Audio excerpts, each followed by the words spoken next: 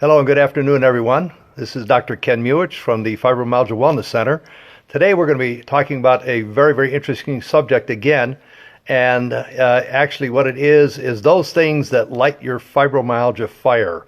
And I'll give you a little bit of history about this. In 1990, for those people that may have listened to some of the seminars prior to this, I was asked to testify on a case concerning a patient that I had that got in an automobile accident, and she contracted fibromyalgia from that. And again, fibromyalgia is triggered by certain things, including accidents, traumas. And so I testified, and because of the American College of Rheumatology paper in 1990, I was able to win a wonderful case for her and quite a bit of money. And from that, a lot of patients started to come to my clinic. And so I started treating fibromyalgia patients with what I had at my disposal: chiropractic, physical therapy, rehabilitation, acupuncture, cold laser, all sorts of different things. And I found that some worked on the symptoms, but most of them really did not work the way we would like to see them, so that a patient could walk out and actually live a pain-free, enjoyable life. I was about ready to really pack it up and give up, because I'm very proud. I don't like to see patients just linger on with conditions I can't handle. And so I had two incidents occur in the year 2000, one of which was a suicide of a fibromyalgia patient. And the second one was actually a postcard that I received from a doctor in California, and on a seminar that was being held in Phoenix at that time, Phoenix, Scottsdale, at a big resort. And so what I did was I attended, and the doctor's name was Dr. R. Paul St. Amand. And I literally fell in love with his protocol, because it actually is the only one that we know of that treats the condition and not the symptoms. And so I started using his protocol, and I had a lot better results, but it seemed to take a lot longer. Fibromyalgia patients have probably seen it all, even during that time, and the frustration molds and grows and grows. And so if they don't have a response very, very quickly, they think that it's just another program that they're just wasting money on. And so with the frustration growing in my patients, I sat down one day and I evaluated why they were not having a fast response. Well, one of the things is that most of the fibromyalgia patients take a lot of medications, and that affects their liver. And when it affects their liver, it affects their body's ability to function and process foods, etc. I know the foods go through the stomach, but the liver plays a very important part. So what I decided was the only thing that I could really control. I can't control what patients do at home. I can't control a lot of their activities and so forth. The one thing that I could actually control was what was actually going in their body. Not medications, because we really don't stop those, but foods. And those fires that are lit are called inflammation. And so I started looking at what foods that patients were taking, and also research on these foods, some of which back in 2000, 2005 were argumentative with a lot of other health professionals. But research has shown that the foods that I'm going to mention to you are the most common, that are not only inflammatory, but also many times addictive to the individual. And so I'll go over those with you. And so what we try to do is take these out of an individual's diet. We put them on a detoxification program. I hate to use that word. It's not anything dramatic. It's just taking those foods that we know that most patients have an inflammatory response and are addictive, and take them out of their system. And not completely thoroughly, but we take them out at least for the first 2.5 weeks. And we actually detox the individual. Some patients have a difficult time, especially if they're addicted to certain foods that are not good for them. And so they may have some additional aches and pains. They may have some headaches. They may have a variety of other symptoms. It's just like pulling someone off of medications, or even worse, those that are highly addictive, those opioids and heroids and so forth. And if you've read any of the instructions on those medications, they say, don't stop these medications unless you talk to your doctor. Well, of course, because you're going to go through a detox period like you have the bends in many respects, and very, very serious. But the foods that we find that are most commonly inflammatory are sugar, gluten, trans fatty acids or omega-6, and dairy.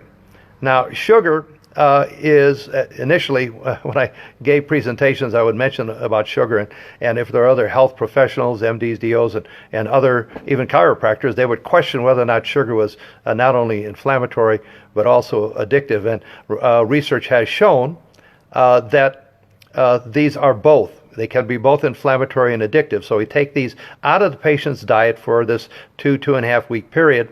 And the only thing they can have that is natural is stevia, plant-based, of course, and also those sugars that are in most common foods. A lot of fruits have, obviously, sugars.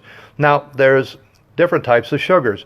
There's sucrose, which is the table sugar, and the sugars that you usually see that people ingest, which are fake sugars, I call them, that are very, very unhealthy for the individual. And then there's fructose, which is the natural sugar. When an individual eats fructose, they have a gentle climb as far as energy and feeling better. Whereas those things that are sucrose, they'll have an extreme high, and then all of a sudden it's like dropping off a cliff, and they will be very tired, very anxiety-filled, maybe depressed, so forth and so on, because that high has been taken away from them. I don't have that high anymore. What am I going to do with it? Well, I'll get some more sugar, and then I'll have that high, and then they'll drop right off a cliff. Whereas fructose, it's a nice gradual increase as they ingest that. So it's more of a natural thing, and it gives the body its ability to process that. Now, gluten is in a form of wheat, rye, barley, or malt. And now almost every restaurant that you can go to has gluten-free menus. A lot of people don't even have gluten sensitivity start getting off of gluten because they find that it does have a lot of carbohydrates in it. There are some very, very popular gluten-free breads, but as I mentioned to patients, look, anything you buy, just like a diabetic or any other condition, you have to read the labels. Okay, so they may sacrifice gluten but put high levels of sugar in it. You don't want to do that. You want to look at low sugar, low sodium, and no gluten. Now, the problem with gluten is that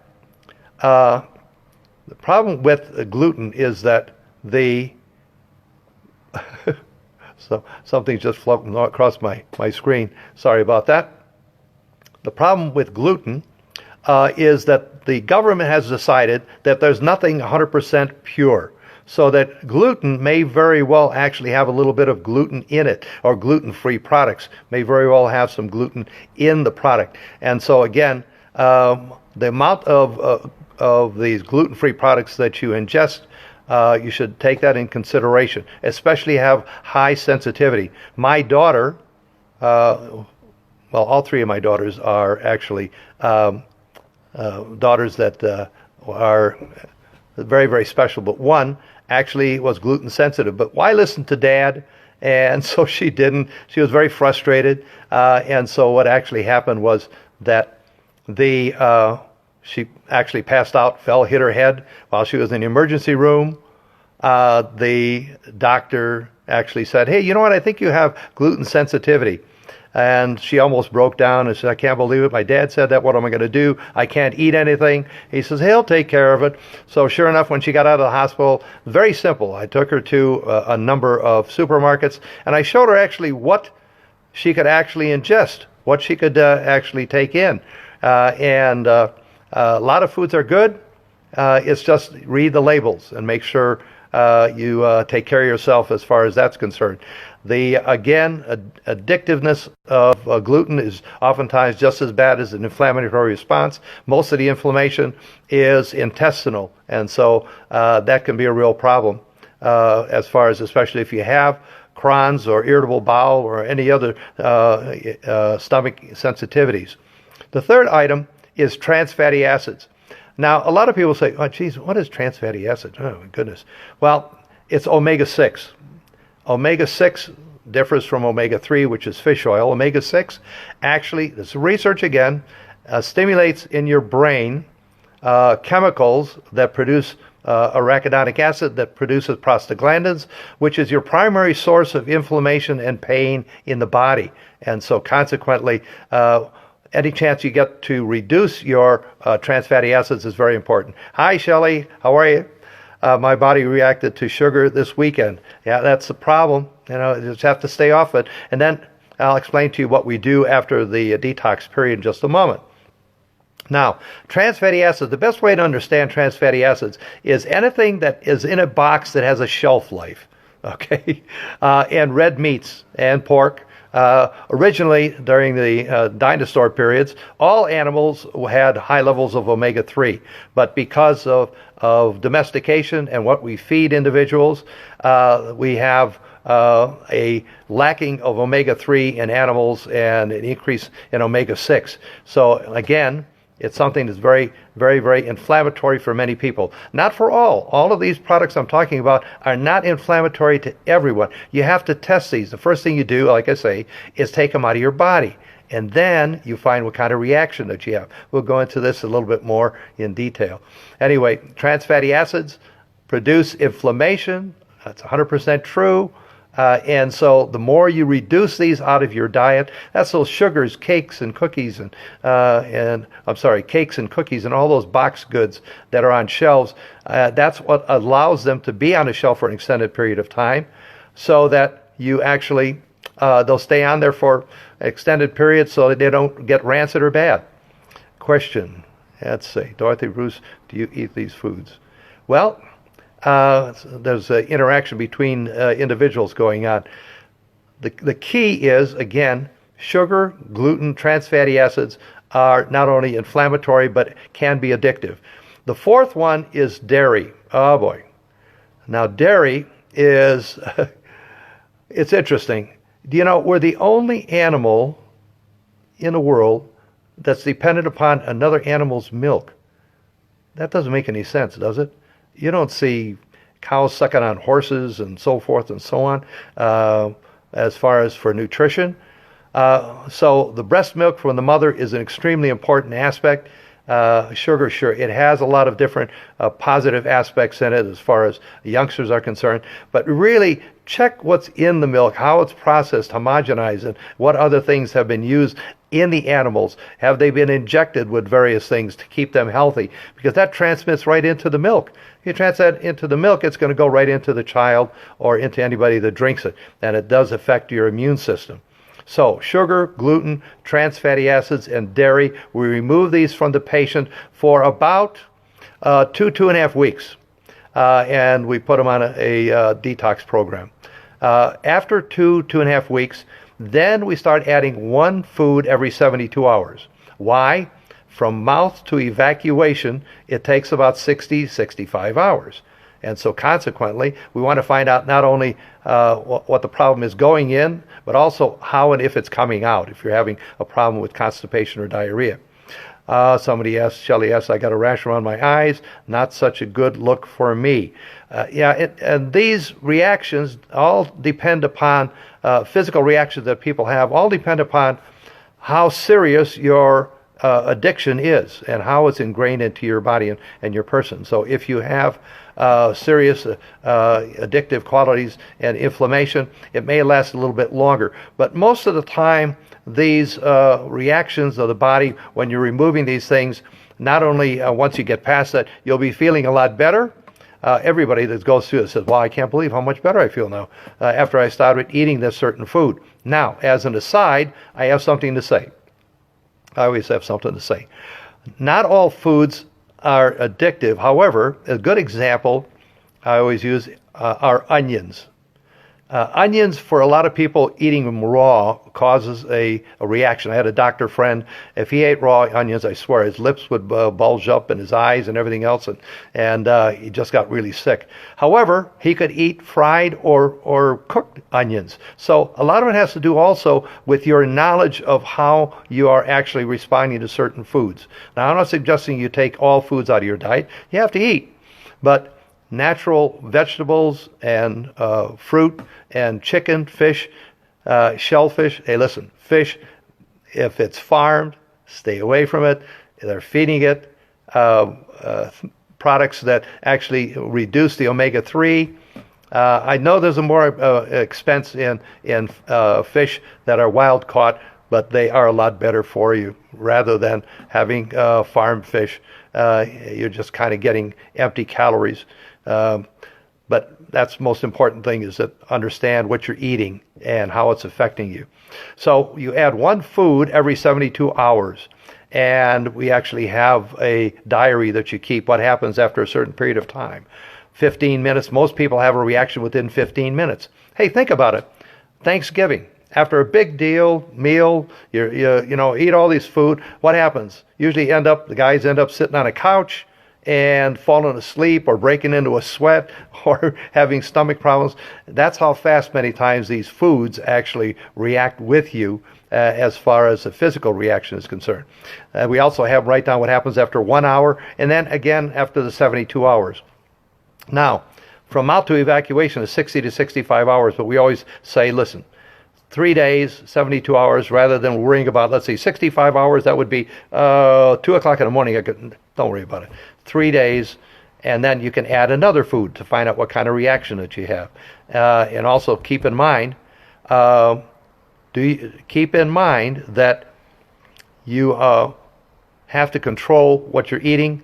Once you start finding out what is good and what is bad for you, then stay away from it. I always tell patients, if you want to feel healthy, stay off these foods. If you want to, get sick, you already know what they are by now, based upon the diet and the detox.